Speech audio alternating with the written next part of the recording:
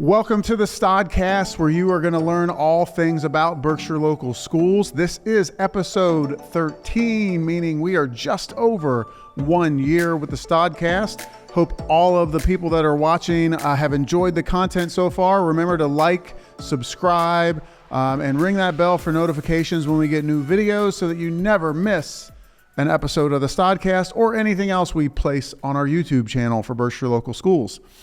We are excited for this version of the StodCast because we are going to meet our new treasurer. We, after 18 years of having Beth McCaffrey as our treasurer, and who has been a very fine treasurer, probably top 5% in the entire state of Ohio, we do have a new treasurer. So I want to welcome Matt Hosler. He's our new treasurer. And before we talk budgets and finance and tell everyone all the awesome things that treasurers do, Matt, tell us a little bit about yourself. Give us your family history and your background. Yeah, and thanks for having me.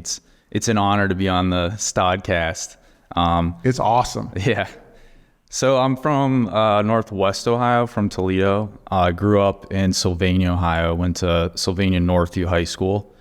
I have an older sister, 2 younger brothers. And like I said, my dad's side is from Toledo. My mom actually grew up in Trumbull County. She went to Champion High School. Awesome. So that's a little bit about my family. Okay. So what led you into school finance?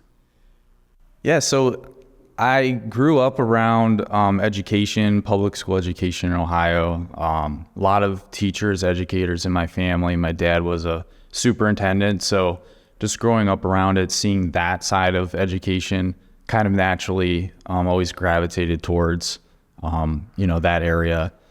I studied a lot of public administration and state politics while I was in college. So with the job as a treasurer, there's a lot of policy. There is a lot of, like as we see now, state politics involved. So eventually I got opportunity with some people who I knew, who were in school finance, and they kind of led me in that direction. And so what is your undergraduate degree in? So my undergrad is in poli-sci and public health, and currently I'm finishing up my MBA at YSU.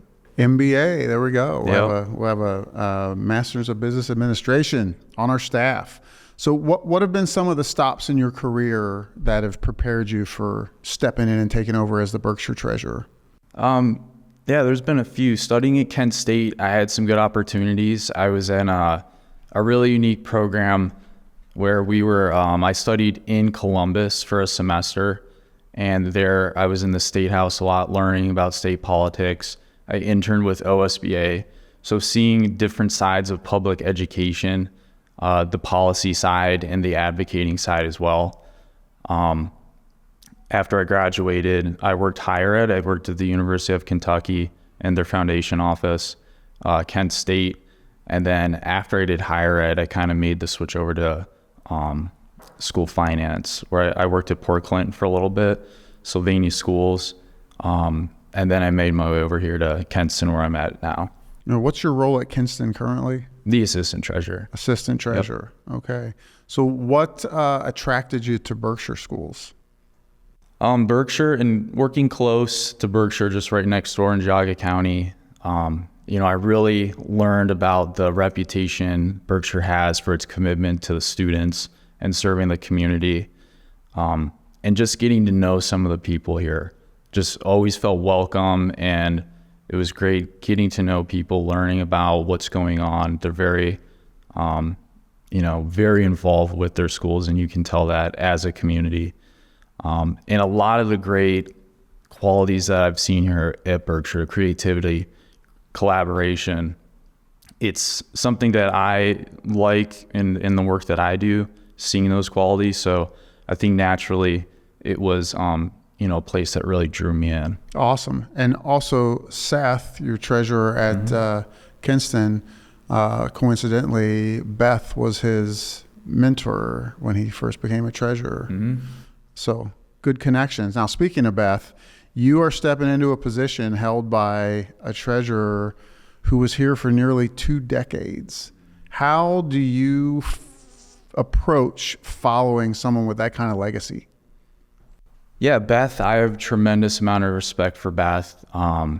She, like you said, has worked with Seth, and I've been able to work with her on some things. And she has been a wealth of knowledge and has so much experience and has really helped a lot of treasurers in Northeast Ohio. So being able to work with her and see some of the things she has learned over the years has been great. And anyone who's been in a district, like as a treasurer or superintendent for almost 2 decades, they're doing something right. And it just shows that what type of leadership and commitment she's had to Berkshire, being here that long. And I think she's been a huge part of a lot of the goals achieved and a lot of the success that's gone on here. Absolutely. You don't keep those jobs for 18 plus years if you're not doing it well. Yeah. And we can't realize any of our instructional goals if we don't have the finances to support those. So a big part of that relationship is me expressing the vision of what I want instructionally, and then Beth telling us if we can afford it, and if not, what adjustments we can make. What type of things have you learned from Beth in this time between her kind of moving out and you stepping in? Yeah, there's been, so much. We've been able to learn a lot of technical. Beth is great with budgeting, forecasting with tax budgets. So there's a lot that we've been able to work on with her and just see how she does it and developed it over the years. But really, also her leadership and how she's tackled some of the issues, that Berkshire has faced. In the last few years, it seems like there's been so much change and reform to public schools, especially funding, and to see kind of her process of how she goes about, analyzing and then trying to, see how those will affect the district and how to address those.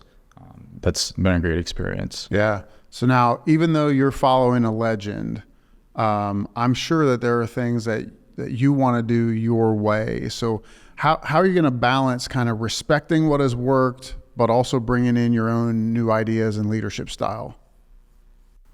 I think at first, when you go into a new district, it's really analyzing how things are currently going, what the processes are. Beth has years of experience and has her way of leading and, how she has things set up and how she goes about, working through different processes or audits or many of the roles that a treasurer has to serve. But really just kind of analyzing, looking, and, seeing what works, what doesn't. Every district's different. People have different expectations. So that's, what I like to do when following someone like that. Okay. Now, many parents, probably most students, and even a lot of staff don't really know what a treasurer does.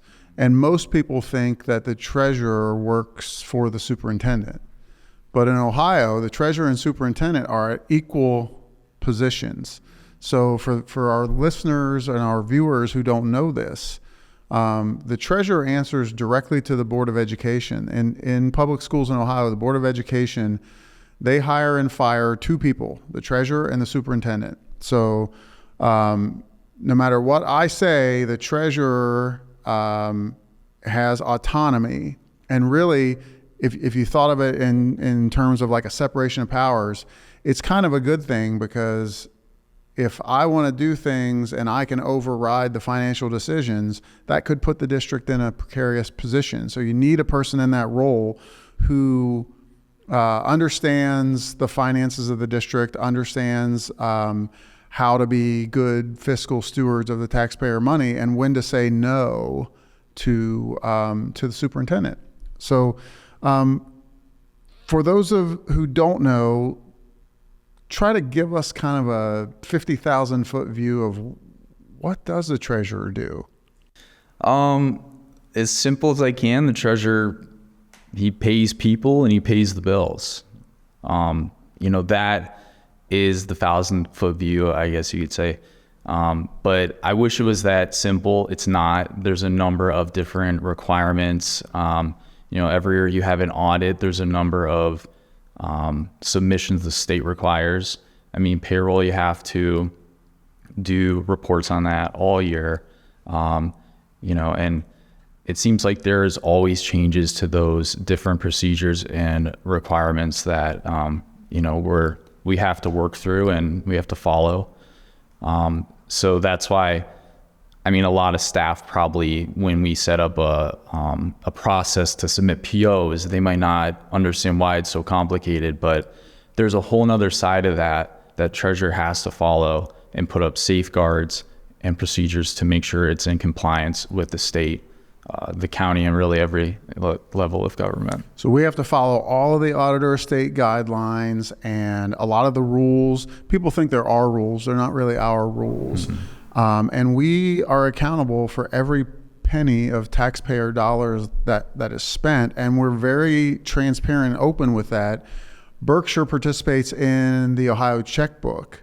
So you can find that right on our website. You can go in and open that and see everything we've ever spent money on will be listed there. So, and as you said, we go through the equivalent of a forensic audit every year where we have to go down to the penny on things we've spent, justification for why we spent it, what we spent it on, and it's tracked in probably about 100 different ways. So speaking of that, what is your philosophy when it comes to managing taxpayer dollars? Yeah, it's something, like you said, every dollar needs to be accounted for. And I think the biggest part of managing taxpayer dollars is transparency, being transparent with how we're spending money, and the decisions that are made around how we budget, how we spend money, and what we're doing, financially. What does transparency mean to you? To me, transparency is communicating to the public the information they need to know on how we are spending money, the decisions we make financially, why we make those decisions. So there really is no, question as to why are you doing that? What's the reason behind this? Being as transparent as possible, giving people the right information they need to know to answer all those questions. Awesome. We're going to talk a little bit about the superintendent and treasurer relationship. The superintendent and treasurer are often described as a leadership team. What do you think makes that partnership successful? Like you said, the treasurer and the superintendent are kind of two autonomous figures in the district, and they have two great responsibilities and leadership roles. So communication is key, being on the same page about what the goals are, what the vision is, and how we can achieve those and reach those.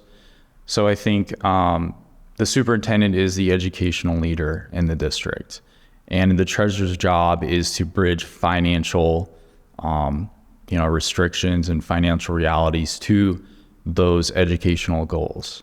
And you can have a great treasurer, you can have a great superintendent, but if you can't work together and come together and collaborate, then you're just not going to have a successful, leadership. You're not going to execute the vision if you can't come together. And for those who don't understand those terms, but you understand the corporate world, imagine a $23 million company, because that's essentially what Berkshire is in terms of payroll and everything. Our budget is around $23 million. Those companies are going to have a CFO, a chief financial officer, a CEO, a chief executive officer. And that's kind of the roles of the treasurer and the superintendent. And so instructional decisions are kind of my wheelhouse, and financial decisions will be Matt's wheelhouse. And we have to know when to question appropriately and when to accept guidance from the expert in that area. So I think that'll be what will make the relationship work great. Matt, I'm going to ask you some quick questions that are just going to be kind of get to know you type questions about you. So what is something that people might be surprised to learn about you? Something that might surprise people. I taught myself how to play banjo a few years ago. Banjo? That's, pretty random. Yeah. But What songs do you play? I don't know. I mean, I learned a few songs. I was okay. I wasn't a master by any means, but yeah, just a few of the basic, bluegrass songs. The first thing that popped into my head was Deliverance. No, that didn't get to that one. We're not playing that one. All right. What do you enjoy doing outside of work? Outside of work, spending time with friends and family. It's a big one. Going to the gym, getting outside. I like to fish, hike, really anything outdoors whenever I get a chance. Yeah. Do you do a lot of traveling? I haven't until recently. I flew on a plane for the first time last year, and then this summer I went to Bali and then Thailand. So that was a lot of traveling for me. But yeah, never thought I'd have a chance. But I don't know if I'd say I'm an expert traveler or anything yet. But what is your favorite either book or podcast or hobby? Favorite hobby is definitely fishing. Been doing that forever and all year round. Awesome. And do you have a favorite place to fish? I don't like to tell people my spots, you don't but have to say, just an area. You don't have to tell them what you're at. Yeah, I know. I like the Grand River. It's north of here. That's a really good one, and obviously Lake Erie. Great spot to catch walleye. Do you do any like weekend fishing trips to Lake Erie? Yeah. We'll Stay go. in a cabin? No, not a cabin.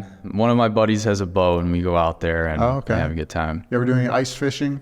A little bit. Yeah, it's cold and kind of boring. So.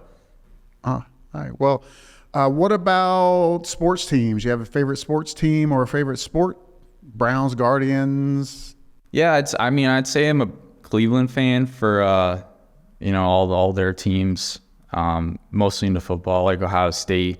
And I watch hockey. I've always been a Detroit Red Wings fan. So. All right. So if we were to start looking ahead 5 years from now, what do you hope people will say about your work as the treasurer?